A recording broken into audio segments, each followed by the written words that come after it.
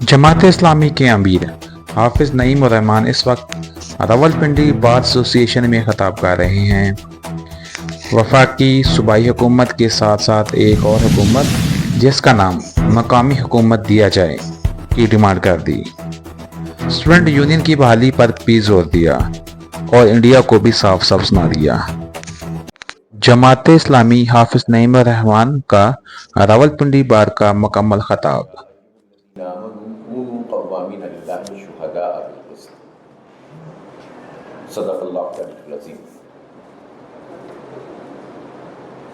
मेरे बहुत ही काबिल एहतराम जनाब हसन हमीदुल्लाह साहब सदर हाई कोर्ट बार और आज की तकरीब के मेज़बान सदर डिस्ट्रिक्ट बार रावलपिंडी जनाब सरदार मंजर बशीर साहब, हमारे जमात इस्लामी सूबा पंजाब जो नॉर्थ है शुमाली है उसके अमीर डॉक्टर तारिक सलीम साहब और रावलपिंडी के अमीर आरिफ शिराजी साहब, जनरल सेक्रेटरी रावलपिंडी बार जनाब असद महमूद मलिक साहब, मोहतरमा नाइला फैसल मलिक साहिबा, नायब सदर राना हाशिर महमूद साहब, जॉइंट सेक्रेटरी और एग्जीक्यूटिव कमेटी के मेंबरान और हमारे ज़फ़र जोया साहब जो ILM के भी ज़िम्मेदार हैं,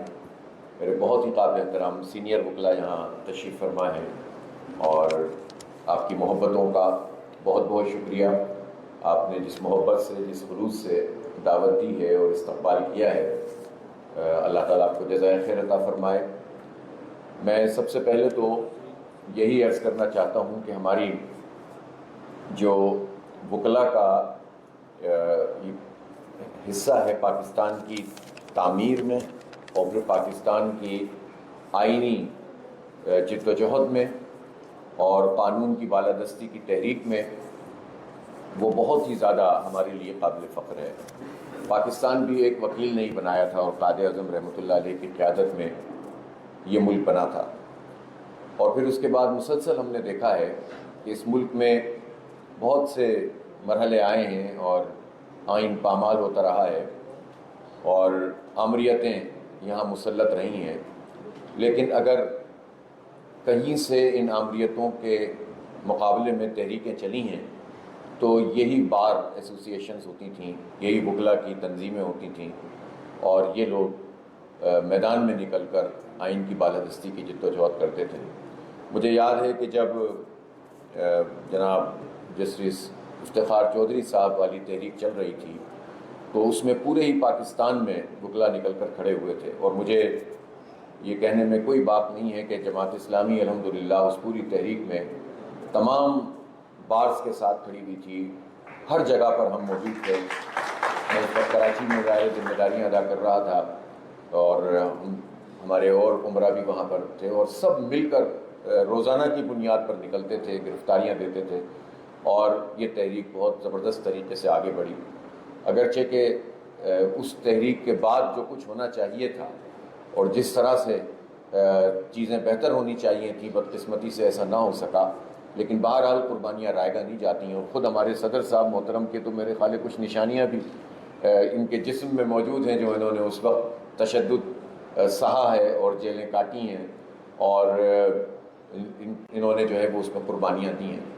तो इसलिए मैं रावलपिंडी बार समेत पूरे पाकिस्तान के वकला की इन तहरीकों को खराज तहसीन पेश करता हूँ और ख़ास तौर पर जो एक खुसूसियत है हमारे वकला की वो ये है कि आपके यहाँ मुसलसल इंतखाब का एक प्रोसेस है जो रुकता नहीं है और जैसा कि आपने कहा कि आप एक दिन भी डिले नहीं करते और ये बिल्कुल इसी तरह है जिस तरह जमात इस्लामी में भी एक दिन का भी डिले नहीं होता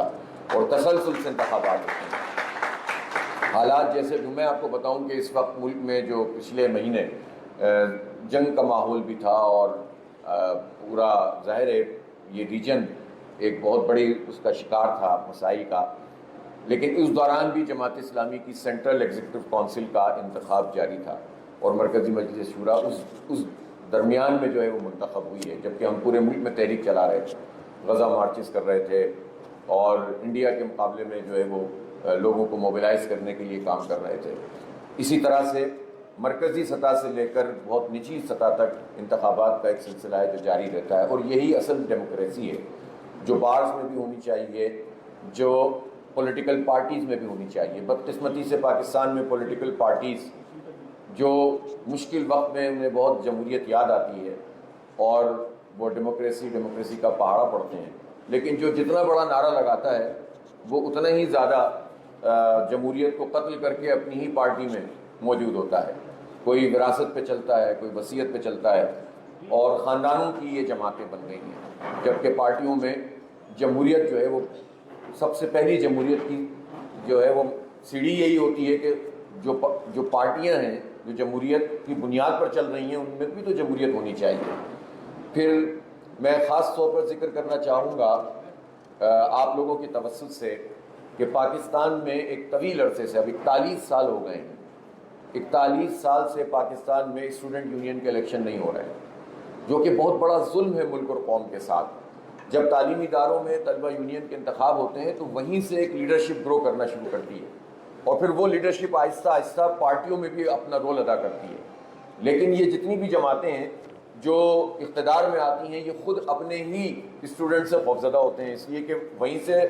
ریئل جمہوریت جب سامنے آئے گی تو پھر خاندان کی جمہوریت کیسے چلے گی. پھر تو سوال کرنے کی عادت بچپن سے نوجوانوں میں پیدا ہوگی اور ان میں صلاحیت بھی ہوگی. وہ اپنے طالب علمی کے زمانے میں جب لیڈ کر رہے ہوتے ہیں تو پھر وہ باج گزار بن کر رہنا ان کے لیے مشکل ہوتا ہے. تو اس لیے یہ پارٹیاں پنپنے نہیں دیتی گراس روٹ لیول کی لیڈرشپ کو. اور ایک اور ٹیئر جو ڈیموکریسی میں بہت بنیادی کردار ادا کرتی ہے وہ لوکل باڈیز ہوتی ہیں, وہ بلدیاتی ادارے ہوتے ہیں, اور ان کے انتخابات اگر ہوں تو اس کے نتیجے میں بھی گراس روٹ لیول پر ایک لیڈرشپ ابھر کر سامنے آتی ہے. لیکن انفارچونیٹلی پاکستان میں یعنی آمریتوں میں تو لوکل باڈیز کے الیکشن ہوتے ہیں, لیکن جمہوریتوں میں یہ ان اداروں کے الیکشن نہیں کراتے, اور اگر انہیں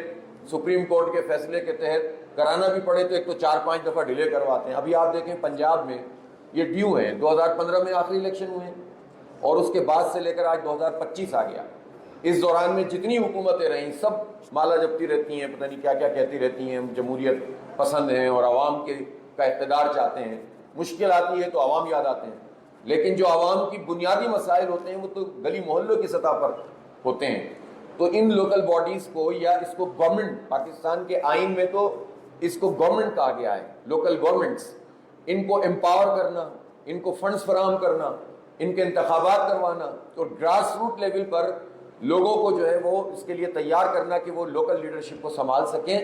اس کام میں یہ ساری جمہوری جماعتیں ایک ہو جاتی ہیں اور جمہوریت کو پنپنے نہیں دیتی. اس لیے یہ بہت بڑا چیلنج ہے, اور میں سمجھتا ہوں کہ بار سے بھی اس کی آواز اٹھنی چاہیے کہ اسٹوڈنٹ یونین کے الیکشن بھی ہونے چاہیے اور مقامی حکومتوں کے الیکشن بھی ہونے چاہیے. بلکہ اب تو اس کے لیے جد و جہد ہونی چاہیے, اور جماعت اسلامی اس پر بات بھی کر رہی ہے, اور ہم پورے قومی ایجنڈے کے تحت یہ چاہتے ہیں کہ جس طرح وفاقی حکومت ہوتی ہے اور صوبائی حکومت ہوتی ہے بالکل اسی طرح سے مقامی حکومت ہونی چاہیے. اس کو اپنا جو ایسا ادارہ نہیں بنانا چاہیے کہ جس کو صوبائی حکومتیں اپنی مرضی سے استعمال کریں. باقاعدہ ٹیئر آف گورنمنٹ ہونی چاہیے, اور آئین میں اس کا پورا ایک چیپٹر ہونا چاہیے. دنیا کی بڑی بڑی جمہوریتوں میں لوکل جو گورنمنٹس ہوتی ہیں ان میں باقاعدہ اختیارات ہوتے ہیں ان کے, لیکن یہاں اگر انہیں جو ہے وہ کروانا بھی پڑ جاتا ہے انتخاب تو یہ ان کو اختیارات نہیں دیتے. تو اس وقت صورتحال یہ ہے کہ پورے ملک میں یہ الیکشن نہیں ہوئے. خود ہم کراچی میں ہم نے 4 تحریکیں چلائیں الیکشن کروانے کے لیے لوکل باڈیز کے, تب جا کر آخری رات تک یہ تھا کہ یہ الیکشن پھر کینسل ہونے جا رہا ہے, لیکن ہم پیچھے لگے رہے, دھرنے دیتے رہے, احتجاج کرتے رہے, اور بالآخر مقامی جو ہے وہ بلدیاتی اداروں کے الیکشن ہوئے, اور اللہ کا شکر ہے اس میں وہاں جماعت اسلامی نے ایک بھرپور کامیابی حاصل کی. حالانکہ ملک میں بڑی تحریک چل رہی تھی, بہت اور چیزیں بھی چل رہی تھی, ایک ویو بھی چل رہی تھی, لیکن کراچی کے عوام نے جو ویسے ہی آپ جانتے ہیں, اور میں سمجھتا ہوں کہ آپ میں سے ایک بڑی تعداد وہ ہوگی جن کا کوئی نہ کوئی رابطہ کراچی سے ہوگا, اس لیے کہ وہ منی پاکستان ہے. میں تو بٹل بھی گیا تو وہاں بھی مجھے کراچی میں پڑے ہوئے لوگ مل گئے, اور اس کے بعد عباس پور, اور پھر اس کے بعد پونچھ کے جن علاقوں میں گئے سب جگہ لوگ کہتے تھے. تو اس کا مطلب یہ ہے کہ وہ اتنی امپورٹنٹ جگہ, لیکن وہاں کی مقامی حکومت, وہاں کے میئر کا راستہ روکا گیا اور ایک قبضہ میئر کو وہاں پر مسلط کر دیا گیا, اور اس کے نتیجے میں آج آپ جائیں کراچی میں آپ کو جو ہے تکلیف ہوگی کہ کیا حال اس شہر کا ان ظالموں نے کر دیا ہے. تو جب تک مقامی حکومتوں کے انتخابات نہیں ہوں گے اور ان کو اختیار نہیں دیا جائے گا نہ جمہوریت پنپ سکتی ہے اور نہ لوگوں کے جو ایشوز ہیں وہ ریزالو ہو سکتے ہیں۔ بڑے بڑے پروجیکٹس اگر گورنمنٹ بنا بھی دیتی ہیں تو گلی محلوں کے بہت مسائل ہوتے ہیں جن کو حل ہونا چاہیے، اور پھر صرف گلی محلے کا مسئلہ نہیں ہوتا، مقامی حکومت کا مطلب یہ ہوتا ہے کہ وہ کسی بھی شہر میں، کسی بھی تحصیل میں اور کسی بھی ڈسٹرکٹ میں وہ تمام انتظام کریں کہ جو عوام کی سہولیات کے لیے ان کی یوٹیلیٹیز پوری ہوں، ان کو سہولیات فراہم کریں۔ جو دنیا میں جو بڑے ممالک ہیں، ترقی یافتہ ممالک ہیں، ان میں تو جو میئر ہوتا ہے، جو پولیس ہوتی ہے میئر کے ماتحت ہوتی ہے بہت ساری جگہوں پہ، پورا ٹرانسپورٹ کا نظام، پورا ایجوکیشن کا نظام، پورا ہیلتھ کا سسٹم جو مقامی حکومت ہوتی ہے اس کے تحت ہوتا ہے۔ تو اس لیے یہ بہت ضروری ہے کہ ڈیموکریسی کو ہر لیول پر اہمیت ملنی چاہیے، اور اس وقت جمہوریت یاد نہ آئے کہ جب نشانہ کوئی ایک پارٹی بنتی ہے کسی دھاندلی کا، بلکہ جب وہ اقتدار میں آئے تو اس کو یاد رہنا چاہیے کہ جمہوریت اقتدار والوں کے لیے بھی ہوتی ہے اور انہیں اس کے لیے کچھ کام کرنا چاہیے۔ تو بہت شکریہ آپ سب لوگوں کا کہ آپ نے زحمت دی۔ میں چند باتیں ضرور اس موقع پر کرنا چاہتا ہوں۔ پہلی بات تو یہی ہے کہ ہم ایک بڑی آزمائش سے گزرے پچھلے عرصے میں، اور ہمارے دشمن ملک نے ہم پر اٹیک کیا، اور اس نے وہی ہمیشہ سے جو ہے جو ان کا وتیرہ رہا ہے کہ سویلینز پر انہوں نے اٹیک کیا، مسجدوں کو انہوں نے نشانہ بنایا، اور ایک جھوٹ گڑا اس سے پہلے پہلگام کا، اور انہوں نے یہ کہا کہ جناب ہم پر جو دہشت گردی کا یہ حملہ ہوا ہے اس میں پاکستان ملوث ہے۔ بہرحال پاکستان کی حکومت نے یہ بالکل ٹھیک مطالبہ کیا کہ اگر ان کا یہ دعویٰ ہے تو وہ آپ کوئی نیوٹرل انکوائری کروائیں، انٹرنیشنل انکوائری کروائیں، اور ظاہر ہے کہ انڈیا اس سے مکر گیا، بھاگ گیا، اور آج تک کی تاریخ میں ان کی لوکل انکوائری کی رپورٹ بھی سامنے نہیں آئی، بجائے اس کے کہ وہ کسی انٹرنیشنل انکوائری کی طرف جاتے ہیں۔ اس کا مطلب یہ ہے کہ وہ فالس فلیگ آپریشن تھا، اور اس کو بنیاد بنا کر پاکستان کو بدنام کرنے کی ایک کوشش انہوں نے کی، اور وہ یہ سمجھ رہے تھے کہ جس طرح ماضی میں پاکستان بس اس میں دو چار بیان دے کے خاموش ہو جاتا تھا اور پاکستان پر دہشت گردی کا یہ لیول مزید چسپاں ہوتا چلا جاتا تھا، تو اس مرتبہ بھی یہی ہوگا۔ لیکن اس مرتبہ بہرحال ہم نے ایک اچھی چیز دیکھی کہ پاکستان نے اپنے موقف کو ٹھیک طریقے سے پیش کیا، اور تمام سیاسی اختلافات کے باوجود کہ جب ہم نے اس طرح کی سچویشن دیکھی تو گورنمنٹ کو سپورٹ بھی کیا، اور یہ کہا کہ نہیں ٹھیک ہے، یہ مسئلہ ہماری سالمیت کا ہے، اس پر اگر آپ صحیح طریقے سے آگے بڑھیں گے تو ہم سپورٹ کرنے کے لیے تیار ہیں، اور جماعت اسلامی نے پہلے ہی دن اس پر سپورٹ کیا۔ اور پھر جب انڈیا نے اسٹرائک کیا اور انہوں نے ہماری مسجدوں کو اور سویلین کو نشانہ بنایا اور عام آبادی کو، بچوں کو، خواتین کو شہید کیا، تو یہ اعلان جنگ تھا انڈیا کی طرف سے، اور اس اعلان جنگ پر اور پھر اس نے پانی بند کرنے کا اعلان کیا، تو الحمدللہ پوری قوم میں ایک یکجہتی پیدا ہو گئی۔ اور اس میں بڑا ایک سبق ہے پاکستان کی جتنے بھی مقتدر لوگ ہیں، حکومت ہے، ادارے ہیں، ان کے لیے ایک سبق ہے کہ ہم پچھلے 20-25 سال سے ایک ایسی جنگ میں مبتلا ہو گئے جو ہماری جنگ تھی ہی نہیں، جو امریکہ کے کہنے پر ہم لڑ رہے تھے، اور امریکہ کے کہنے پہ جس جنگ کو ہم نے شروع کیا 24-25 سال میں تباہی کے سوا ہمیں کچھ نہیں ملا، اور اس کے نتیجے میں ہمارا جو شمال مغربی بارڈر تھا وہ غیر محفوظ ہوا، وہاں راہ کے اڈے کھل گئے ہمارے بارڈرز کے ساتھ، چونکہ ہم نے امریکہ کے کہنے پر افغانستان کے خلاف اپنا کردار ادا کیا جبکہ ہمارا بنتا نہیں تھا، اور ہمیں بڑا خوشنما نعرہ دیا گیا سب سے پہلے پاکستان، جبکہ در حقیقت وہ پاکستان کے خلاف قدم تھا۔ 1 لاکھ سے زائد لوگ شہید ہو چکے ہیں اب تک، جس میں بہت بڑی تعداد میں ہماری فوج کے لوگ بھی شامل ہیں، افسران ہیں، سپاہی ہیں، اور اسی طرح سویلینز ہیں۔ ہمیں کتنے آپریشن کرنے پڑے ہیں، جس ہر آپریشن فوج اور عوام کے درمیان ایک تفریق پیدا کرتا ہے۔ فوج کہتی ہے ہم آپریشن نہ کریں تو کیسے مسئلہ حل ہو، اور ہم کہتے ہیں کہ جب آپ آپریشن کرتے ہیں تو کولیٹرل ڈیمیج ہوتا ہے، اور اس کے نتیجے میں عوام اور فوج کے درمیان تفریق پیدا ہوتی ہے۔ آپ لوگوں سے مشاورت کریں، آپ بات چیت کریں، آپ امپاور کریں لوگوں کو، اور آپ اس جنگ سے نکلیں کہ جو جنگ ہماری نہیں ہے۔ بہرحال اسی کشمکش میں، اسی جد و جہد میں وقت گزرتا چلا گیا اور پاکستان کا نقصان ہوتا چلا گیا، لیکن جب ہم نے اپنی مشرقی بارڈر کا تحفظ کیا ہے اور انڈیا جب ہم پر آیا اور اس کے مقابلے میں ہم نے ایک مؤثر موقف بھی اختیار کیا، اور پھر الحمدللہ ہم نے ان کو منہ توڑ جواب بھی دیا، تو آپ نے دیکھا کہ پوری قوم متحد ہو گئی۔ تو یہ جب ہم اپنی جنگ لڑیں گے، جب ہم دین کی جنگ لڑیں گے، جب ہم پاکستان کی جنگ لڑیں گے اور دشمن کا مقابلہ کریں گے تو قوم میں یکجہتی پیدا ہوگی، اور جب ہم کرائے کے فوجی کا کردار ادا کریں گے تو قوم تفریق اور انتشار کا شکار ہوگی۔ تو یہ سبق ہماری آرم فورسز کے لیے بھی ہے اور حکومت کے لیے بھی ہے کہ ہمیں اپنی زمین کو کسی کی پراکسی کے لیے استعمال نہیں کرنے دینا ہے، بلکہ ہم اپنی بنیادوں پہ کھڑے ہوں گے، اس لیے کہ پاکستان ایک ایسا ملک ہے جو اپنی تمام تر مسائل اور مشکلات کے باوجود ایک خود مختار ملک ہے، اور اس کی اس عزت کو اور اس کے وقار کو ہمیشہ سامنے رکھنا چاہیے، اور اس کی سوورنٹی کے اوپر کوئی سودے بازی نہیں کرنی چاہیے۔ ہم نہیں کہتے کہ آپ پوری دنیا سے جھگڑا کریں، لیکن ہم ایک عزت اور وقار سے ہر ملک سے بات کرنا چاہتے ہیں۔ امریکہ کو بھی ہم سے کوئی بات کرنی ہے تو ہم اپنے پوری خود مختاری اور آزادی کے ساتھ بات کریں گے، ہم غلامی اختیار نہیں کریں گے۔ چائنا کے ساتھ ہماری دوستی ہے اور بہت گہری ہے، لیکن اس دوستی میں بھی ایک وقار ہونا چاہیے، بجائے اس کے کہ دست نگر بن کر ہم ہر ایک کے پاس جائیں تو اس سے عزت نہیں ملتی ہے۔ اور الحمدللہ چائنا نے اس پورے عرصے میں ہمارا ساتھ نبھایا ہے، اور ہم نے بھی ان کے لیے بہت بڑی قربانیاں دی ہیں، اور یہ پوری تاریخ ہے ہماری۔ اس لیے پاکستان نے جب انڈیا کو منہ توڑ جواب دیا ہے تو اس کے نتیجے میں قوم میں یکجہتی بھی پیدا ہوئی، اور بہت سے ایسے عناصر تھے جو یکجہتی خراب کرنا چاہتے تھے، لیکن ان کو منہ کی کھانی پڑی اور پوری قوم ایک ہو گئی، اور وہ جو ایک بعد تھا، جو دوری تھی، وہ بھی جو ہے وہ ختم ہونا شروع ہوئی۔ تو اس کو اپنا ایسٹ بنانا چاہیے، اس کو اپنے لیے اسٹرینتھ بنانا چاہیے، بجائے اس کے کہ اب ہم جشن کے فیض سے ہی باہر نہ آئیں، اور آگے والے مراحل میں جو قوم کو مجتمع کرنے کے لیے جو جنوین ایشوز ہیں ان کو ٹیک اپ کرنا ہے، کہیں اس سے جو ہے وہ صرف نظر نہ کر لیں۔ اس لیے میں حکومت سے بھی یہ کہنا چاہتا ہوں کہ جہاں جہاں ایشوز موجود ہیں، بلوچستان کا مسئلہ ہے،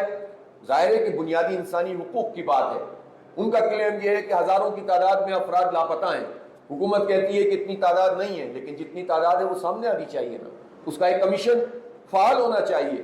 اور عدالتوں میں کسی مجرم کی ہم وکالت نہیں کرتے، لیکن ہم یہ ضرور کہتے ہیں کہ مجرم کے لیے عدالتیں ہیں۔ اگر عدالت آپ کا کام نہیں کر رہی تو یہ کس کا کام ہے کہ عدالتوں کو ٹھیک کریں؟ اس عدالتی نظام سے انصاف کیوں نہیں ملتا ہے؟ اب تو 78 سال کا پاکستان ہو گیا ہے، تو یہ گلا سڑا نظام تو نہیں چلنا چاہیے۔ اب تو عدالتی نظام کو پیوریفائی ہونا چاہیے، لیکن دو چیزیں ساتھ ساتھ نہیں چل سکتی۔ 26ویں ترمیم بھی آپ چلائیں اور عدالتی نظام بھی بہتر بنائیں، یہ دونوں کام ساتھ نہیں چل سکتے۔ اس لیے ایسی کوئی کوشش جس میں عدالت کو اپنے انگوٹھے کے نیچے لینے کی کوشش کی جائے وہ ناقابل قبول ہے۔ ہم یہ سمجھتے ہیں کہ لاپتہ افراد کے حوالے سے جو جینوین رپورٹ ہے وہ قوم کے سامنے آئے، جو بھی ملزم ہیں ان کو عدالتوں میں پیش کیا جائے، ان کا جرم ثابت ہوتا ہے انہیں سزا ملے، لیکن یہ نہیں ہو سکتا کہ اس کی بنیاد پر ایک خوف اور سراسیمگی پوری آبادی میں ہو، اور پھر جب آپ اس طرح کا کوئی کام کرتے ہیں تو پھر اس کا جو پروپیگنڈا ہوتا ہے، اس کا جو ایکو ہوتا ہے وہ ملٹی پلائنگ افیکٹ کے ساتھ ہوتا ہے، اور پھر آپ کے ہاتھ میں نہیں رہتا، پھر آپ کہتے ہیں فیک نیوز۔ بھائی فیک نیوز بنتی اس وقت ہے، پر ہوتا ہے تو کوا بنتا ہے، رائی ہوتی ہے تو پہاڑ بنتا ہے، دھواں ہوتا ہے تو آگ اس کی نشاندہی کر رہا ہوتا ہے۔ تو آپ وہ کام کیوں کرتے ہیں جس کے نتیجے میں پھر کسی کو پروپیگنڈا کرنے کا موقع ملے؟ تو قوم کو انٹیکٹ کرنے کا طریقہ یہ ہے کہ یہ ایشوز ریزالو ہونے چاہیے۔ خیبر پختونخوا ہے، بدامنی کی لپیٹ میں ہے، ہر وقت جو ہے وہ اس کا تھریٹ رہتا ہے کہ دہشت گرد حملہ کر دیں گے، اور پھر اس کے جواب میں جب ایکشن لیا جاتا ہے تو اس کے نتیجے میں کولیٹرل ڈیمیج ہوتا ہے۔ تو وہاں کے تمام عمائدین کے ساتھ لوکل سطح پر بھی، صوبائی سطح پر بھی، تمام سیاسی تفریق سے بالاتر ہو کر ان تمام ایشوز کو ایڈریس کرنا پڑے گا، اور پھر ہماری فوج کا بھی اور ہمارے سویلین اداروں کا بھی ان سب کا ایک رول متعین کرنا ہوگا۔ اور نیشنل ایکشن پلان کے موقع پر اگر ایک طرف یہ بات ہو رہی تھی کہ ہمیں ڈائریکٹ ایکشن کرنا ہے، تو دوسری طرف ہم نے یہ بھی تو دیکھا تھا کہ اس میں ہم نے وہ جو نان کائنیٹک ایکشن تھا وہ بھی تو طے پایا تھا، امپاور کرنا، اسکول بنانا، سڑکیں بنانا، روزگار دینا۔ تو اگر ان تمام جگہوں پر یہ کام کر لیا جائے تو یہ لوگوں میں غم و غصہ نہیں پیدا ہوگا، اور پوری قوم مل کر ان سارے چیلنجز کا مقابلہ کرے گی۔ پھر جو کی ہے پورے خیبر پختونخوا اور بلوچستان کی اس بیلٹ میں امن کے حوالے سے، وہ ہے افغانستان سے ہمارے تعلقات۔ ہم یہ سمجھتے ہیں کہ پاکستان کی بھی یہ ذمہ داری ہے کہ جس طرح ہم نے 40-45 سال افغانوں کی خدمت کی ہے اور ہم نے دینی جذبے سے کی ہے، ہم نے یہ کوئی احسان نہیں ہے بلکہ یہ ہمارا دینی جذبہ تھا، ہمارے پڑوس بھی ہے اور ہمارا ملت کا رشتہ بھی ہے۔ تو یہ ہماری ذمہ داری ہے کہ یہ اتنی بڑی قربانی کے بعد ہم اس کے اوپر پانی پھیر دیں، یہ نہیں ہونا چاہیے۔ ہمیں انہیں عزت اور احترام بھی دینا چاہیے، اور اگر ان کی واپسی کا جتنا بھی معاملہ ہے پورے عزت اور احترام کے ساتھ ہونا چاہیے۔ اور دوسری طرف ہم یہ بھی چاہتے ہیں کہ کوئی بھی ایسا معاملہ نہ پیش آئے جس سے پاکستان اور افغانستان آمنے سامنے آ کر کھڑے ہو جائیں، بلکہ اس میں مذاکرات کے ذریعے، بات چیت کے ذریعے معاملات کو آگے بڑھایا جائے۔ وہیں افغانستان کی حکومت کی بھی یہ ذمہ داری ہے، افغان طالبان کی بھی یہ ذمہ داری ہے کہ تمام تر ایشوز جو ماضی میں رہے اس سب کے باوجود جب بحیثیت مجموعی پاکستان افغانستان کے لیے عوامی سطح پر، حکومتی سطح پر اتنی بڑی قربانیاں دیتا رہا ہے، تو افغانستان کی سرزمین بھی پاکستان میں دہشت گردی کے لیے استعمال نہیں ہونی چاہیے۔ اور یہ دونوں ملک جتنے آپس کے تعلقات کو بہتر بنائیں گے، یہ ریجن میں بین الاقوامی طاقتوں کا جو مکروہ ایجنڈا ہے وہ ناکام ہوگا۔ ہم لڑیں گے تو سامراجی طاقتیں ہمیں استعمال کریں گی، اور ہم متحد ہوں گے تو انشاءاللہ وہ تقسیم ہو جائیں گی۔ انڈیا کی نظریں رہتی ہیں کہ وہ کسی طرح ہمیں آپس میں تقسیم کریں اور پھر کچھ ایسے گروپس کو سپورٹ کریں جس کے نتیجے میں وہ یہ کہہ سکے کہ پاکستان میں بھی حکومتوں کے خلاف اور ریاست کے خلاف لوگ موجود ہیں، تو ہم موقع کیوں فراہم کریں؟ جب ہم مضبوط ہوں گے اور متحد ہوں گے اور کی ایشوز کو ایڈریس کریں گے تو انشاءاللہ تعالی ہم کسی بھی قسم کی ایسی تحریک کو کچل دیں گے اور اس کے نتیجے میں ہم بیرونی سازشوں کو بھی ناکام کر دیں گے۔ تو افغانستان بہت اہم ایشو ہے، اور مجھے خوشی ہے کہ پچھلے دنوں جو اقدام ہوا ہے اور اس میں چائنا نے بھی اہم رول ادا کیا ہے، وزراء خارجہ کی میٹنگ بھی ہوئی ہیں، آگے کے کچھ منصوبے بھی طے ہوئے ہیں، اور ایک اچھا جیسچر ہے کہ باقاعدہ ایمبیسیڈر کا تعین کابل میں بھی ہوا ہے، اور یہاں اسلام آباد میں افغانستان کے ایمبیسیڈر بھی باقاعدہ بن گئے ہیں۔ تو یہ اچھی پیش رفت ہے، لیکن اسے اسٹرینتھن کرنے کی ضرورت ہے۔ میں اس موقع پر چونکہ آپ کا بالکل چولی دامن کا ساتھ ہے آزاد جموں و کشمیر سے، میں ضرور کہنا چاہتا ہوں کہ آزاد جموں و کشمیر کے بھی جو لوگ ہیں ان کے بھی جو ایشوز ہیں ان سے ہم جو ہے وہ نظریں نہیں پھیر سکتے۔ پہاڑوں میں رہنے والے یہ لوگ ہیں، محنت مزدوری کرنے والے لوگ ہیں، اور بحیثیت مجموعی ہمیشہ اچھے اور پازیٹیو رول یہاں آزاد کشمیر کے لوگوں نے ادا کیا، اور ویسے بھی یہ تو بیس کیمپ ہے پوری کشمیر کے ہمارے جہاد کی اور تحریک کا۔ لہٰذا جتنے بھی جنون ایشوز ہیں جو بجلی سے متعلق، پانی سے متعلق، نوکریوں سے متعلق، وہ ریزالو ہونے چاہیے اور عوام کو ریلیف ملنا چاہیے۔ لیکن میں آزاد جموں و کشمیر کے نوجوانوں سے خاص طور پر یہ کہنا چاہتا ہوں کہ آپ کا کردار بہت اہم ہے، اور وہ یہ ہے کہ آپ کو تو کشمیر کی مکمل آزادی کی تحریک کو لیڈ کرنا ہے۔ پورا پاکستان آپ کے ساتھ کھڑا ہوا ہے۔ اگر حکومتوں کے مداخلتوں کے نتیجے میں کچھ مسائل وہاں پیدا ہوتے ہیں تو اس کا مطلب یہ نہیں ہے کہ یہ غصہ پاکستان پر نکالنے کے لیے کوئی تیار ہو جائے۔ پاکستان اور آزاد جموں و کشمیر علیحدہ علیحدہ تو نہیں ہے۔ مقبوضہ کشمیر کے لوگ جب قربانیاں دے رہے ہیں اور شہید ہونے سے پہلے وصیت کرتے ہیں کہ ہماری جو میت ہے وہ پاکستان کے پرچم میں لپیٹ کر دفن کی جائے، تو پھر آزاد جموں و کشمیر کا کیا معاملہ ہے؟ تو کشمیر اور پاکستان جدا جدا نہیں۔ اور وہ سید علی گیلانی کی وہ تقریریں بھی یاد رکھیں اور وہ نعرے بھی یاد رکھیں کہ ہم پاکستانی ہیں اور پاکستان ہمارا ہے، تو ہم تو پاکستان کی طرف سے کشمیریوں کو یہ پیغام دیتے ہیں کہ تم پاکستانی ہو اور پاکستان تمہارا ہے۔ تو الحمدللہ ہمارا ایک محبت کا رشتہ ہے، تعلق کا رشتہ ہے، اور اس رشتے کو مزید طاقتور بننا چاہیے، اور واقعتاً اب کشمیر کی آزادی کی یہ تحریک آگے بڑھنی چاہیے۔ ہم حکومت سے خاص طور پر کہنا چاہتے ہیں، یہ جماعت اسلامی کا بھی موقف ہے اور پوری قوم کا موقف ہے، مجھے یقین ہے کہ یہ بار کا بھی موقف ہے کہ کشمیر کے بغیر کوئی بات چیت ہمیں قبول نہیں۔ کشمیر ہمارا کوئی ہے، اور کشمیر میں بھی جب امریکہ کہتا ہے کہ ہم ثالثی کرائیں گے، تو ایک بات یاد رکھیں کہ امریکہ پاکستان کا وفادار کبھی بھی نہیں ہو سکتا۔ آپ کو اپنی اسٹرینتھ، اپنی طاقت اور اپنے وقار کو سامنے رکھ کر کسی کی ثالثی قبول کرنی چاہیے۔ اور اگر امریکہ یہ چاہتا ہے، جس طرح ٹرمپ کی مینٹیلٹی ہے کہ وہ کاروباری ذہنیت سے ہر چیز کو دیکھتا ہے، وہ تو غزہ کے بچے بھی اس کو سمجھ میں نہیں آتے، روز شہید ہو رہے ہیں، 100 کی تعداد میں ان کے اوپر بمباری ہو رہی ہے، اور ٹرمپ کہتا ہے کہ اس کو خالی کراؤ تو یہ جو ہے ریئل اسٹیٹ کے لیے بہت اچھی جگہ ہے۔ یہ مکروہ قسم کی سوچ جو اس ملک کے سربراہ کی ہے کہ جو ملک پوری دنیا میں انسانیت کا چیمپئن بن کر سامنے آتا ہے، جس کو ویٹو پاور ملی ہوئی ہے، اور روزانہ کی بنیاد پر وہاں بمباری ہو رہی ہے، اور امریکہ سارے اختیارات کے باوجود نیتن یاہو کو منع نہیں کر پا رہا کہ آپ جنگ بندی کریں، اور جنگ بندی نہیں ہو رہی تو اس میں نیتن یاہو کا ظلم بھی شامل ہے اور امریکہ کی اور ٹرمپ کی منافقت بھی شامل ہے. یہ بات بہت واضح ہے کہ امریکہ اگر منافقت نہ کرے تو 1 گھنٹے میں جنگ بندی ہو سکتی ہے، لیکن ٹرمپ چاہتا ہے کہ کسی طرح سے کچلتے رہو، کیونکہ انہیں کوئی تکلیف نہیں ہوتی جب مسلمان بچے مر رہے ہوتے ہیں، انہیں کوئی تکلیف نہیں ہوتی جب مظلوم اس طرح سے چیخ رہے ہوتے ہیں، انہیں بھوک میں مبتلا کیا ہوا ہے. اس لیے ہمیں سمجھنا چاہیے کہ یہ ٹرمپ ہو یا بائیڈن ہو، امریکہ کا جو پورا طرز عمل ہے وہ منافقت پر مشتمل ہوتا ہے، اور ان کی ثالثی اگر اصول کی بنیاد پر نہیں ہوگی اور اپنے موقف پہ ہم مضبوط نہیں ہوں گے تو اس سے مزید مسائل پیدا ہوں گے. تو ہمارا ایک ہی موقف ہے کہ کشمیریوں کو حق خود ارادیت ملنا چاہیے، اور یہ اقوام متحدہ کی قراردادیں موجود ہیں، 48 سے لے کر اب تک 17 قراردادیں ہیں، اور ان قراردادوں کے مطابق وہاں انہیں حق خود ارادیت ملے گا. لیکن وہ اگر بھارت نہیں دے رہا ہے اور وہاں پر فوج اس نے اتاری ہے تو پہلی بات یہ ہے کہ کشمیریوں کو یہ حق حاصل ہے اقوام متحدہ کے چارٹر کے مطابق کہ وہ نہ صرف سیاسی مزاحمت کر سکتے ہیں بلکہ انڈیجنس تحریک، وہ عام تحریک بھی اسلحے کے ساتھ بھی مزاحمت کر سکتے ہیں، چونکہ یہ چارٹر میں موجود ہے کہ اگر کسی جگہ پر کوئی آکوپائڈ فورسز موجود ہو تو آپ ویپن کے ذریعے ہتھیار اٹھا کر بھی مزاحمت کر سکتے ہیں. تو کشمیریوں کی یہ سیاسی اور یہ عسکری مزاحمت بھی لیجیٹیمیٹ ہے دنیا کے قانون کے مطابق، اور فلسطینیوں کی جو جد و جہد ہے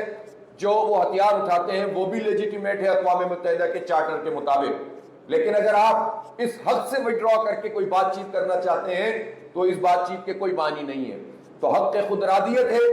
جو ملنا چاہیے، وہاں ریفرنڈم ہونا چاہیے، اس کے لیے اگر کوئی پیش رفت ہے تو مذاکرات ہو، ورنہ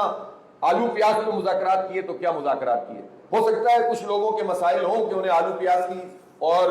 لوہے کی اور اسٹیل کی سیاست کرنی ہو، لیکن یہ ذاتی اور خاندانی کاروبار پر قوموں کو اس طرح سے نہیں فروخت کیا جاتا. کشمیر کشمیر اور کشمیر صرف یہی ہے، اور جنمن ہمارا جو پوائنٹ آف ویو ہے پوری قوم کا جس پر اتفاق ہے، اور ہم یہ سمجھتے ہیں کہ کشمیر تکمیل پاکستان کا ایجنڈا ہے، ادھورا ایجنڈا ہے. اس لیے پوری قوم کو مجتمع ہو کر حکمرانوں پہ دباؤ ڈالنا چاہیے. مجھے خوشی ہے کہ پاکستان کی حکومت اور آرمی چیف کی طرف سے بھی یہ بات سامنے آئی ہے کہ ہم کشمیر سے پیچھے نہیں ہٹیں گے، لیکن ہم دیکھ رہے ہیں، اس لیے کہ ماضی میں ہمیں بہت دھوکے ملے ہیں. ہمیں تو ایسے آرمی چیف بھی ملے جنہوں نے کہا کہ ہمارے تو ٹینکوں میں پیٹرول نہیں ہے، اور بدقسمتی سے مجھے افسوس ہے،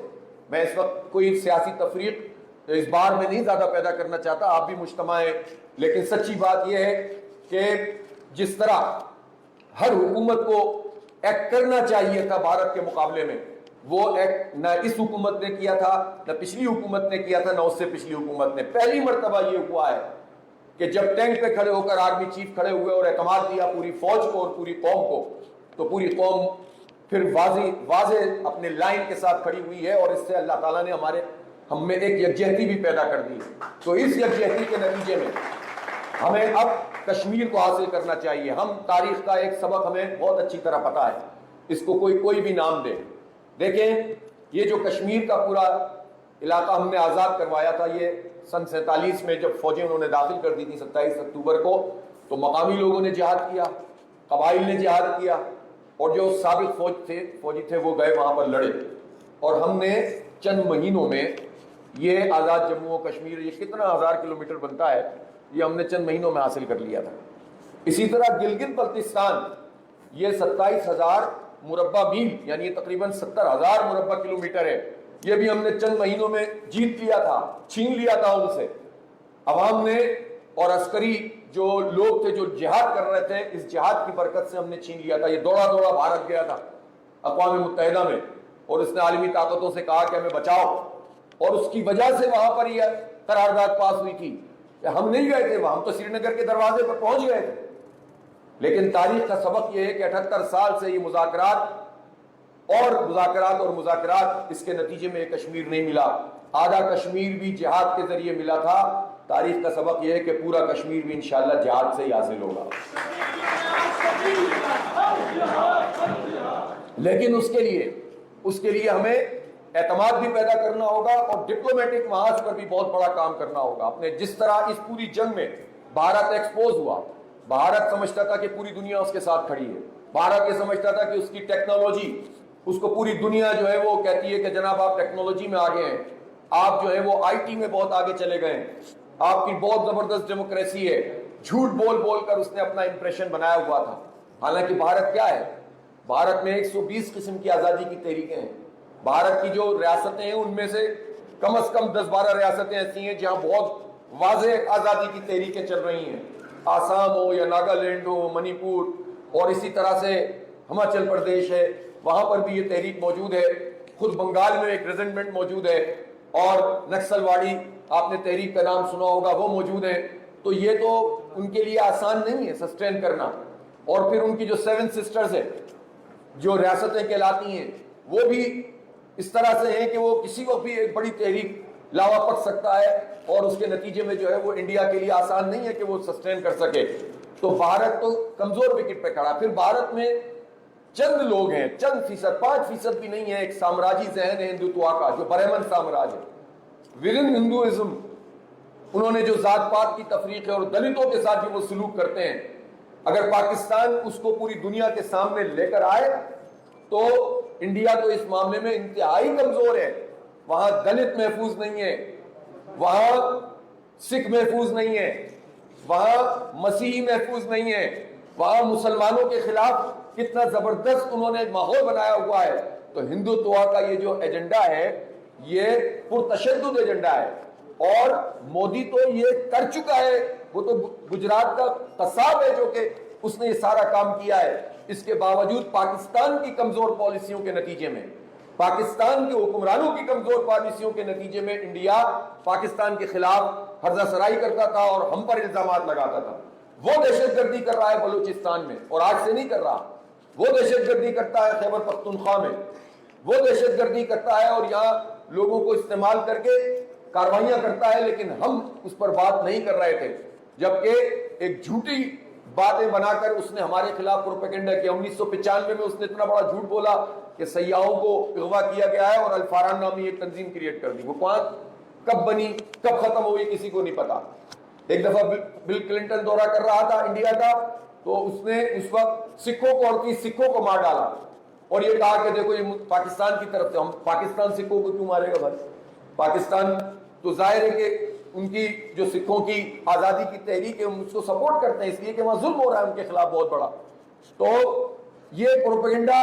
ہم بہت زبردست اس کا جواب دے سکتے تھے, لیکن ہم ڈیفینسو شیل میں چلے گئے اور اس سے ہمیں نقصان ہوا. اب موقع ہے کہ ہم بھارت کو بے نقاب کریں, اور بڑی حد تک اس کے اپنے عمل کے نتیجے میں وہ ہو گیا. وہ سمجھ رہا تھا کہ ہم اسٹرائک کر کے, پچھلی والی سلسلہ چل رہا ہے, وہ قوم کہے گی کہ بس ٹھیک ہے آ گیا ایک بندہ پکڑا گیا واپس کر دو, بڑا اچھا جیسچر چلا جائے گا. یہ نہیں ہوگا. الحمدللہ جب ہم نے ان کو جواب دیا ہے, ان کے طیارے گرائے ہیں, تو ان کا تکبر اور غرور سب خاک میں مل گیا الحمدللہ, اور پوری دنیا میں منہ چھپاتے پھر رہے ہیں وہ. اب فرانس کہہ رہا ہے کہ ہمیں انسپیکشن کرنے دو, کہ 3 گرے ہیں, کہ 4 گرے ہیں, 5 گرے ہیں یا 6 گرے ہیں, لیکن وہ اپنے فلیٹ کا انسپیکشن بھی نہیں کرنے دے رہے ہیں. تو اس کا مطلب یہ ہے کہ دال میں کچھ کالا نہیں بلکہ ہو سکتا دال ہی پوری کالی ہو. تو اس لیے ہم یہ سمجھتے ہیں کہ یہ پاکستان کو بہت بڑی. پھر انہوں نے ڈرون بھیجے, لیکن ان ڈرونز کا پاکستانی قوم نے جس طرح استقبال کیا, اور ہمارے لوگوں نے جس طرح ان کو ناکام کیا اور ان کے سسٹم کو جام کیا, اور اپنی مرضی سے کم خرچ میں ان کو نیوٹرلائز بھی کیا اور گرایا بھی 80 کی تعداد میں تقریباً. یہ بہت بڑی کامیابی تھی ہماری پوری تمام جو ہے وہ فوج کی اور ہمارے ان لوگوں کی جنہوں نے اس پورے سسٹم پر اپنی دست. پھر ہم نے سائبر اٹیک کیا انڈیا پر, جس کا وہ سب سے بڑا چیمپئن تھا, کہ ہم تو یہ جو دنیا ہے ٹیکنالوجی کی, سائبر ٹیکنالوجی, اس میں تو ہم بہت آگے ہیں, اور اتنا برا حال کر دیا تھا کہ پاکستان مزید بھی ان کو تباہ کر سکتا تھا. لیکن کسی وجہ سے یہاں سے وہ کارروائی مزید نہیں ہوئی, لیکن معطل کر دیا انڈیا کو. پھر اسی طرح جب ہم نے 10 مئی کو اسٹرائک کی ہے, تو پھر تو انڈیا میں کوہرام مچ گیا ہے, اور پوری دنیا میں سوائے اسرائیل کے, یعنی صرف اسرائیل تھا جو اس کے ساتھ کھڑا ہوا ہے. اور اس سے بھی یہ بات سمجھ میں آ جانی چاہیے کہ اسرائیل اور بھارت کا یہ گٹھ جوڑ ہے. پہلگام واقعے کے فوراً بعد اسرائیل کا ایک وفد بھارت آیا. یہ جو غزہ میں لڑائی ہو رہی ہے اس میں بھی بھارتی فوجی جاتے ہیں, اور یہ دونوں ملے ہوئے ہیں, یہ دونوں خون خوار ہیں. ان دونوں کا طرز عمل یہی ہے, وہ اکھنڈ بھارت, وہ گریٹر اسرائیل.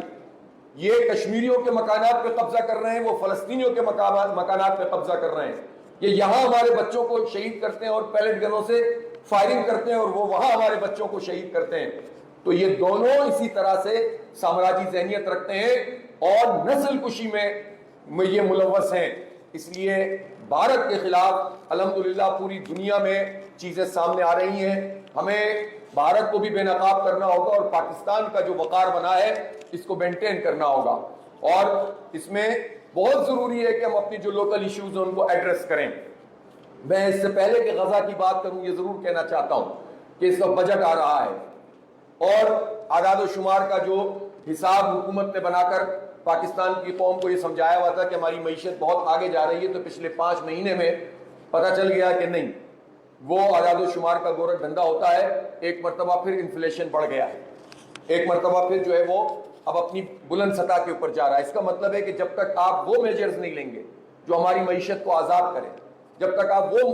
میجرز نہیں لیں گے جس میں عام آدمی کو آپ سہولت دیں، جب آپ بجلی اور اسی طرح سے پیٹرول کو جب تک آپ سستا نہیں کریں گے، جب تک نہ انڈسٹری آگے بڑھے گی نہ عام آدمی کو ریلیف ملے گا. اور جب تاجر کو اور انڈسٹری کو ریلیف نہیں ملے گا تو معیشت کیسے آگے بڑھے گی؟ تو یہ سلسلہ ٹھیک کرنا پڑے گا. پھر ایک اور اہم بات ہے، مجھے نہیں پتا ہمارے وکلا کی کتنے ٹیکس کٹتے ہیں، لیکن بہرحال کچھ نہ کچھ تو کٹتے ہی ہوں گے.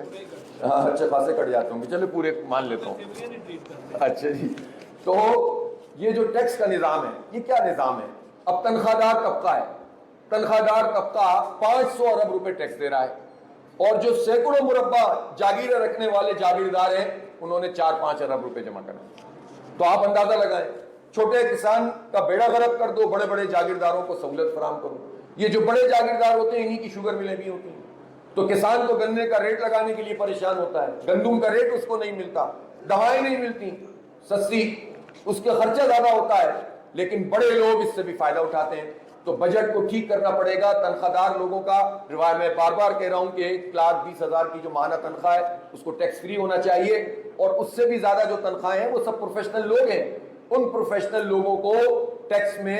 ان کو منیمائز کرنا چاہیے تاکہ یہ پروفیشنل لوگ ادھر ہی رہیں، برین ڈرین نہ ہو. ہمارا ہے ہی کتنے ہمارے پاس اب، لہٰذا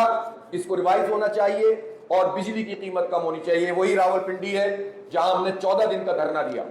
اور احتجاج کیا اور حکومت نے پھر ہم سے مذاکرات کیے اور معاہدہ کیا. انہوں نے ابھی تک جو کام کیا ہے وہ بہت محدود ہے، صرف 7-8 روپے انہوں نے بجلی میں کمی کی ہے اور وہ بھی تلوار لٹکی رہتی ہے. ہم یہ سمجھتے ہیں کہ ابھی تو 29 آئی پی پی سے بات ہوئی ہے، 100 سے زیادہ ہیں،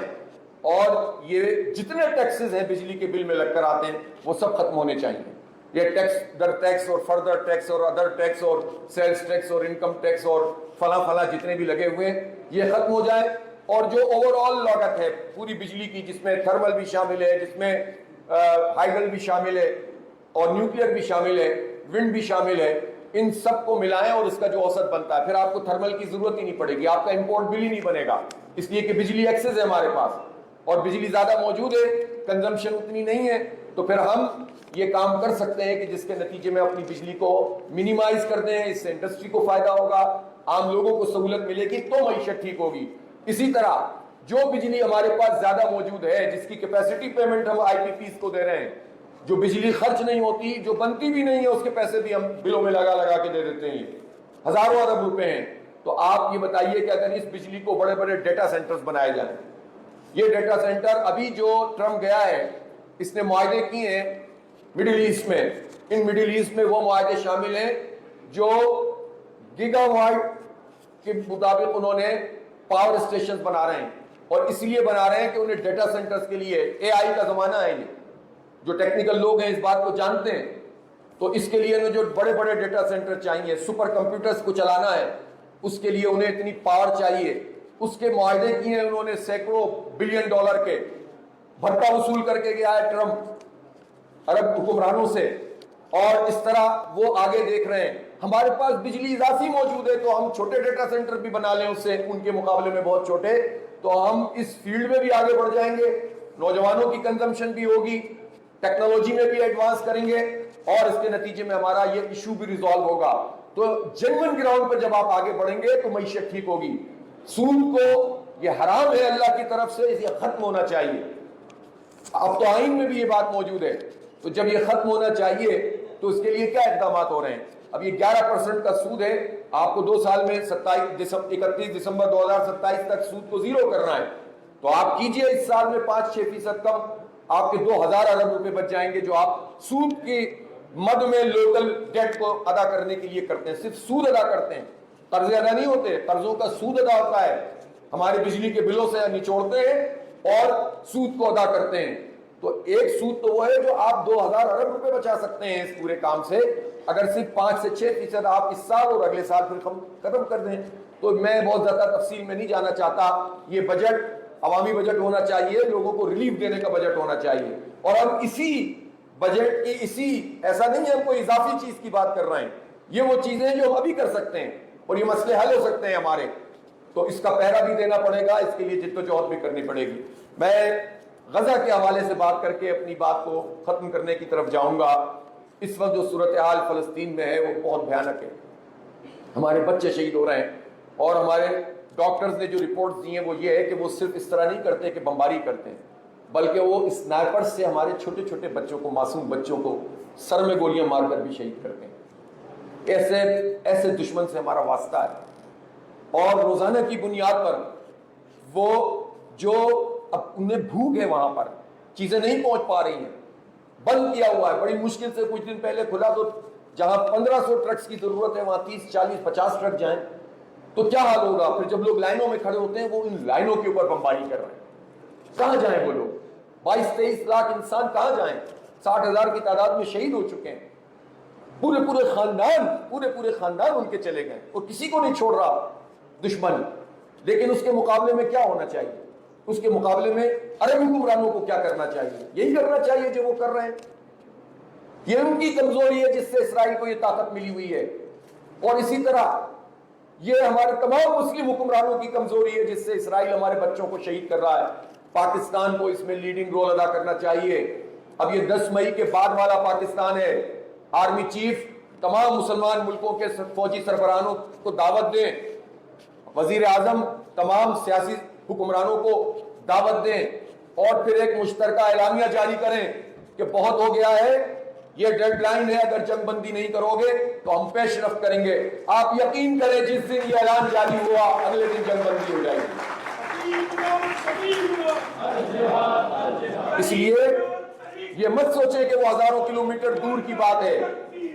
مسجد اقصیٰ ہمارے دل میں ہے، غزہ کے بچے ہمارے امت کا حصہ ہیں۔ یہ جغرافیہ ہمارا مسئلہ نہیں ہے، پاکستان جغرافیے پہ نہیں بنا، پاکستان لا الہ الا اللہ محمد الرسول اللہ پہ بنا ہے، اور یہ لا الہ الا اللہ محمد الرسول اللہ میں ایک کرتے ہیں۔ یہ نبی مہربان صلی اللہ علیہ وآلہ وسلم کے امتی ہیں، یہ امتی ہم سے سوال کریں گے۔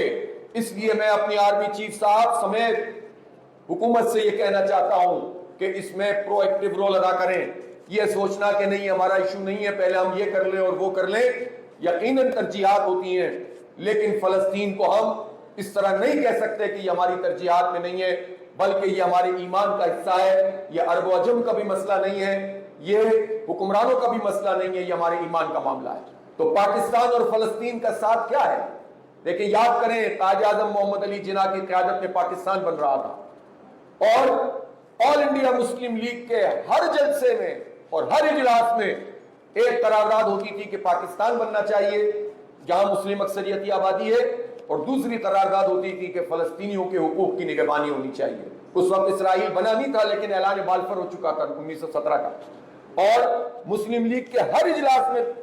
جو قائد اعظم کی سربراہی میں ہو یا نہ ہو اس میں یہ بات ہوتی تھی کہ فلسطینیوں کی آزاد ریاست یہ بننی چاہیے۔ اور پھر قائد اعظم نے اسرائیل کے بارے میں جب اس کا اعلان ہوا تو کہا کہ یہ ناجائز اولاد مغرب کی، یہ ریاست ہم تسلیم نہیں کریں گے، کبھی نہیں کریں گے۔ لہذا جو ہمارا کمٹمنٹ ہے فلسطین سے وہ جغرافیہ کی بنیاد پہ نہیں ہے، وہ ہمارے عقیدے کی بنیاد پر ہے۔ اور ویسے بھی کشمیر کا مسئلہ بھی اور فلسطین کا مسئلہ، فلسطین کا ایشو جتنا ہم ہائی لائٹ کریں گے کشمیر خود بخود دنیا کے سامنے آئے گا۔ تو یہ جڑی ہوئی چیزیں ہیں، اس لیے فلسطین کے لیے ہمیں آگے بڑھ کر کام کرنا ہوگا اور وہ میسج دینا ہوگا جس سے اسرائیل کو یہ پتا چلے کہ ایک نیوکلیئر طاقت اس کا تھریٹ بھی اب ان کے پاس موجود ہے۔ جس دن اسرائیل نے پاکستان کے نیوکلیئر طاقت کے تھریٹ کو، ہمیں نیوکلیئر بم لگانے کی وہاں ضرورت بھی نہیں پڑے گی انشاءاللہ، وہ پہلے ہی دب جائے گا. میں یقین سے کہتا ہوں کہ جس دن ہم نے ترکی کے اور انڈونیشیا کے, ان کی نیوی ہے, اور اسی طرح اور مسلم ممالک, خود چائنا کو آن بورڈ کیا, ساؤتھ افریقہ کو ملایا, آئرلینڈ کو ملایا, اسپین کو ملایا, اور کوئی غیرت شاید مسلم حکمرانوں میں آ جائے, ان کو ملا کر جس دن ہم افواج کی طرف سے اعلامیہ جاری کریں گے, پوری دنیا میں ایک بھونچال آئے گا. یہ جو ٹرمپ بھٹا لینے آیا تھا نا, یہ جنگ بندی کرانے کے لیے پہنچے گا. جس طرح اس نے دیکھا کہ جب بھارت پٹ رہا ہے تو ثالثی پہ آ گیا, ورنہ اس سے پہلے کہہ رہا تھا آپس کا معاملہ ہے, ذرا جنگ منگ مت کرو لیکن آپس میں دیکھو. جس دن ہم نے جواب دیا تو اس دن وہ پہنچ گیا ثالثی کرانے کے لیے. اس لیے اگر امریکہ کو بھی کوئی رول ادا کرنا ہے تو یہ دباؤ بڑھانے کی ضرورت ہے. تو غزہ کے چیزوں کو اس طرح نظر انداز نہیں کیا جا سکتا. میں شکریہ ادا کرتا ہوں آپ سب لوگوں کا کہ آپ نے جو الخدمت کی طرف سے ہمارا ریلیف آپریشن ہے, جو ہم سے ہو سکتا ہے وہ ہم کر رہے ہیں. جتنے ٹرک جا سکتے ہیں الحمدللہ اس میں الخدمت کا سامان موجود ہوتا ہے, آپ کا دیا ہوا. پاکستان کی قوم اس میں ہمارے ساتھ تعاون کرتی ہے, اس لیے کہ پاکستانی قوم ہم پر اعتبار کرتی ہے, اور ہم نے اس معاملے میں حکومت کو بھی آن بورڈ رکھا ہے. کتنی کنسائنمنٹس ہیں جو ہم اپنے ایئر فورس کے تعاون سے وہاں بھیجنے میں کامیاب ہوئے ہیں. ابھی بھی ہم نے ایجپٹ میں بھی, جارڈن میں بھی اپنا ایک سیٹ اپ مقامی جو این جی اوز ہیں ان کے ساتھ مل کر بنایا ہوا ہے. اور ہم نے تو خود غزہ میں ہمارے جو پچھلی جنگیں ہوئی تھیں اس وقت ہی ہمارا سسٹم بن گیا تھا. تو اللہ کا شکر ہے کہ پورے اعتماد سے ہم اس کام کو کرتے ہیں. لیکن ہم کتنا کر سکتے ہیں, یہ تو بہت محدود چیز ہے. اصل چیز تو یہ ہے کہ ان کو ظلم سے نجات ملنی چاہیے, اور اسی طرح ہم یہ سمجھتے ہیں کہ یہ آواز مسلسل بلند ہونی چاہیے. آپ نے یہاں پنڈی میں اور پھر اسلام آباد میں جو تاریخی مارچ کیا, آپ یقین کریں مجھے فلسطینیوں کی طرف سے اتنے شکریہ کے پیغامات آئے کہ مجھے شرم آ رہی تھی کہ یار تم تو جانے دے رہے ہو, ہم صرف سڑک پر آتے ہیں اور تم ہمارا شکریہ ادا کرتے ہو. ہم تمہارا حق ادا نہیں کر سکتے لیکن ہم ان کے ساتھ کھڑے تو ہو سکتے ہیں, ہم ان کے لیے آواز کو بلند کر سکتے ہیں, ہم ان پروڈکٹس کا بائیکاٹ تو کر سکتے ہیں کہ جو پروڈکٹ اسرائیل کو فائدہ پہنچاتی ہیں. اور ہم قانونی طور پر بھی, میں آپ کو سجیسٹ کرنا چاہتا ہوں کہ ہر بار انٹرنیشنلی اقوام متحدہ, اگرچہ کہ اقوام متحدہ یہ ارغمال ادارہ ہے, یہ جینوئن ایشوز ایڈریس نہیں کرتی, لیکن پھر بھی آپ کو ایک موقف تو بیان کرنا ہوتا ہے. تو ہمیں جنرل سیکرٹری کو اور سب لوگوں کو, اداروں کو, ہیومن رائٹس کی تنظیموں کو مسلسل لکھنا چاہیے,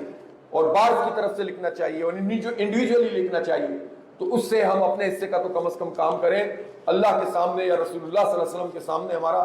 جب سامنا ہوگا تو ہم کہہ تو سکے کہ یا رسول اللہ ہم کچھ کر نہیں سکتے تھے آپ کی امت کے لیے, ہم لکھ سکتے تھے, ہم نے لکھا, ہم سڑک پہ آ سکتے تھے, ہم آئے, ہم بائیکاٹ کر سکتے تھے, ہم نے کیا, ہم آواز اٹھا سکتے تھے, ہم نے اٹھائی, ہم حکمرانوں کے اوپر دباؤ ڈال سکتے تھے, ہم نے کہ ہم یہ تو کر سکتے ہیں. تو یہ کیجئے, اور اللہ کے لیے کیجئے, نبی پاک صلی اللہ علیہ وسلم کی امت کے لیے کیجئے, تو اللہ تعالیٰ آپ کو بھی سرخرو کرے گا انشاءاللہ. تو یہ ساری چیزیں ہیں جس پر ہم بات کرنا چاہتے تھے. بہت سارے ایشوز ہیں جس پر مزید گفتگو ہو سکتی ہے. بہرحال ملک میں آئین اور قانون کی بالادستی ہونی چاہیے. جو جیتے اسے جیتنے دو, جو ہار جائے اسے ہارنے دو. یہ جو رکاوٹیں ہیں اور یہ فارم 47 کی کاریگری ہے, یہ قوم میں تقسیم پیدا کرتی ہے. اس کے نتیجے میں کبھی بھی قوم آگے نہیں بڑھ سکے گی. آج نہیں تو کل, کل نہیں تو پرسوں. یہ سبق سب کو سیکھنا پڑے گا, اور اگر نہیں سیکھو تو سب کو مل کر سکھانا پڑے گا. بہت بہت شکریہ. بات بتاوا.